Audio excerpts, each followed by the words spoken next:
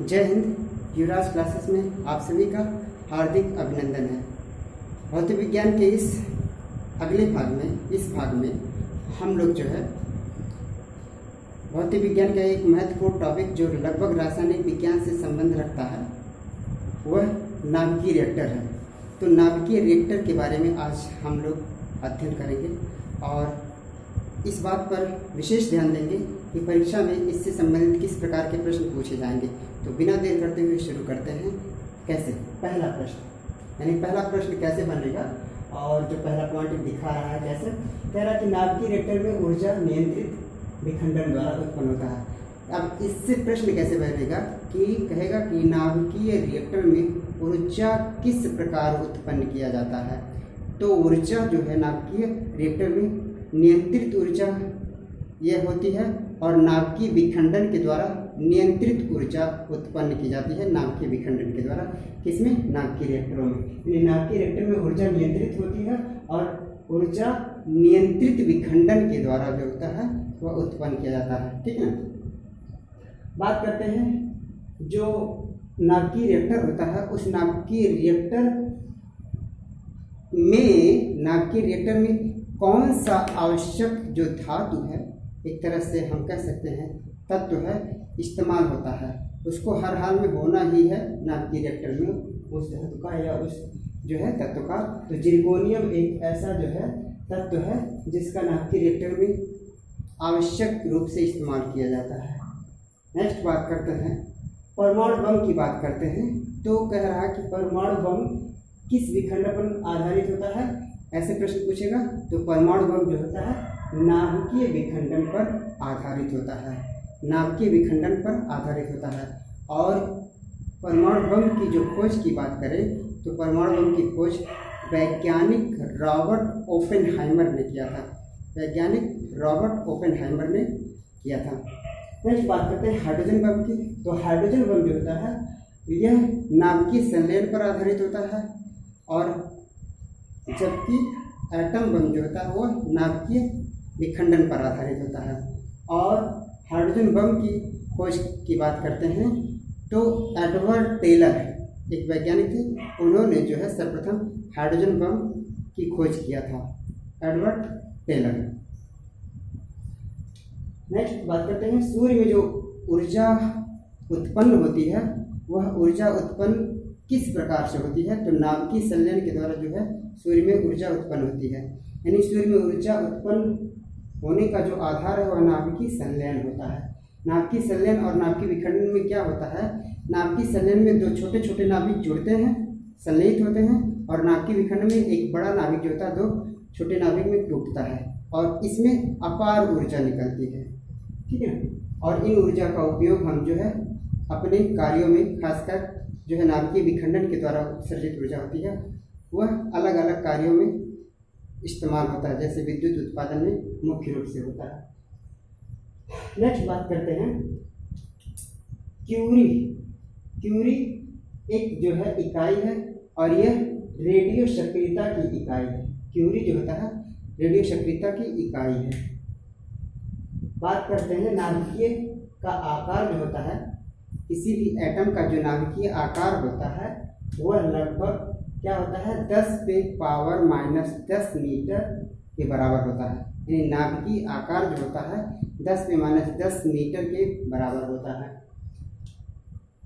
Next germanium एक प्रकार का धातु है, जर्मेनियम। ठीक है ना, तो जर्मेनियम धातु जो होता है अर्धचालक की तरह ट्रांजिस्टर में प्रयोग होता है। ट्रांजिस्टर जो होते हैं उसमें जो होता है अर्धचालक के रूप में जर्मेनियम का इस्तेमाल होता है। नेक्स्ट बात करते हैं लेजर किरणें।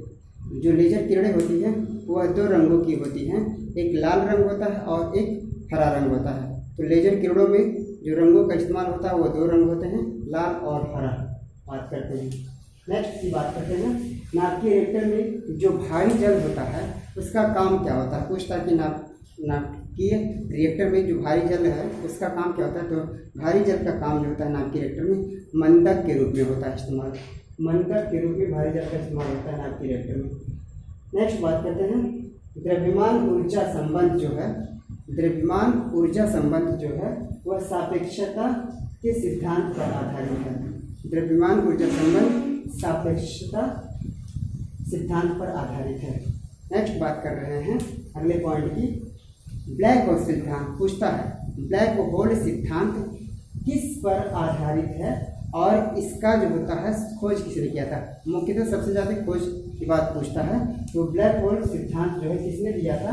ब्लैक होल सिद्धांत जो है एस चंद्रशेखर ने प्रतिपादन किया था, जो एक तरह से एक भारतीय वैज्ञानिक थे। बात करते हैं अगले पॉइंट की, ballistic missile. Ballistic missile, ballistic missile के जनक के रूप में बात करेंगे तो कौन है बैलिस्टिक मिसाइल के जनक, जो है Wernher von Braun. Wernher von Braun ballistic missile के जनक जाने जाते हैं। सूक्ष्म समय अंतराल जो होते हैं, जो समय का मेजरमेंट होता है, बहुत छोटे छोटे समय की बात करते हैं, 1-2 मिनट नहीं, 1-2 सेकंड नहीं, उससे भी कम सेकंड की बात करते हैं, जैसे नैनो सेकंड की बात करते हैं। तो इस सेकंड का जो मापन होता है, यानी समय का जो मापन होता है, वह परमाणु घड़ियों से किया जाता है। यानी सूक्ष्म समय अंतराल का मापन जो होता है परमाणु घड़ी से करते हैं। ठीक है, बात नेक्स्ट की बात करते हैं माइक्रोफोन। माइक्रोफोन का आविष्कार की बात करते हैं तो सभी लोग जान रहे होंगे, ग्राहम बेल ने माइक्रोफोन का आविष्कार किया था, ग्राहम बेल। ठीक है, बात कर रहे हैं एक नया पॉइंट है जो सामान्य विज्ञान से संबंधित है, लैक्टोमीटर है। दूध की जो शुद्धता होती है कि दूध में पानी है या कितना पानी है, दूध की शुद्धता का जो मेजरमेंट किया जाता है वह एक यंत्र है, उसका नाम है लैक्टोमीटर। यानी लैक्टोमीटर से दूध की शुद्धता का मापन किया जाता है। ठीक है, अगले पॉइंट की बात करते हैं, जो स्वतः चालित गाड़ियाँ होती हैं, ऑटोमेटिक जो व्हीकल होते हैं, तो स्वतः चालित गाड़ियों में जो ब्रेक होता है वह हाइड्रोलिक ब्रेक होता है। कैसा ब्रेक होता है, हाइड्रोलिक ब्रेक होता है। किसमें, स्वतः चालित गाड़ियों में हाइड्रोलिक ब्रेक होता है। नेक्स्ट बात कर रहे हैं नाभिकीय रिएक्टर से भी संबंधित है। तो कह रहा है नाभिकीय रिएक्टर में जो नियंत्रक छड़ें होती हैं वह किसकी बनी होती हैं, तो वह कैडमियम की बनी होती है। नाभिकीय रिएक्टर में नियंत्रक छड़ें जो होती हैं वह कैडमियम की बनी होती हैं। यह एक तरह से नियंत्रक का काम करते हैं, कंट्रोलर का काम करते हैं। ठीक है, नेक्स्ट बात कर रहे हैं गामा किरणें। गामा किरणों की बात कर रहे हैं। देखिए, जो रेडियो एक्टिव तत्व होते हैं वह 3 प्रकार के किरणों का उत्सर्जन करते हैं लगातार। वो 3 प्रकार के किरणें कौन है, अल्फा किरणें, बीटा किरणें और गामा किरणें। अगर जो इन तीनों में भेदन क्षमता देखते हैं तो भेदन क्षमता अल्फा कण की सबसे कम होता है और गामा कण की यानी गामा किरण की जो होता है सबसे अधिक होता है।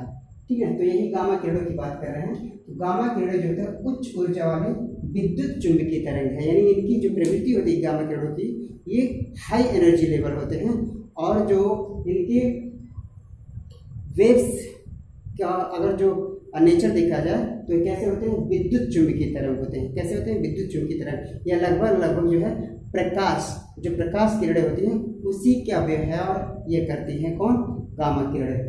ठीक है, लगभग बात करते हैं नेक्स्ट ड्यूटेरियम जो होता है, ड्यूटेरियम यानी जिसको हम कहते हैं D2O भारी जल भी कहते हैं। तो एक तरह से ड्यूटेरियम एक अलग प्रकार का होता है। ड्यूटेरियम में पूछ रहा है कि क्या क्या हो सकते हैं।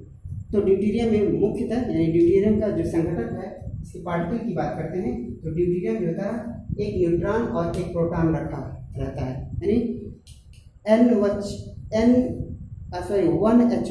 एक तरह से ड्यूटेरियम है। तो ये इसमें जो होता है एक प्रोटॉन और एक न्यूट्रॉन होता है। जैसे हाइड्रोजन की बात करते हैं तो 1H1 जो होता है यह ड्यूटेरियम की तरह व्यवहार करेगा, क्योंकि हाइड्रोजन में जो होता है एक इलेक्ट्रॉन होता है और एक जो है प्रोटॉन होता है।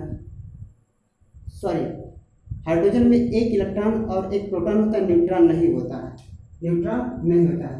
जबकि ड्यूटेरियम की बात करते हैं तो इसमें एक न्यूट्रॉन और एक प्रोटॉन होता है। ड्यूटेरियम की बात करेंगे एक न्यूट्रॉन और प्रोटॉन होता है। ठीक है, और इलेक्ट्रॉन की बात करेंगे तो इलेक्ट्रॉन इसमें नहीं होगा। ठीक है, किसमें, ड्यूटेरियम में। जबकि हाइड्रोजन में क्या होता है, इलेक्ट्रॉन होता है और प्रोटॉन होता है, न्यूट्रॉन नहीं होता है।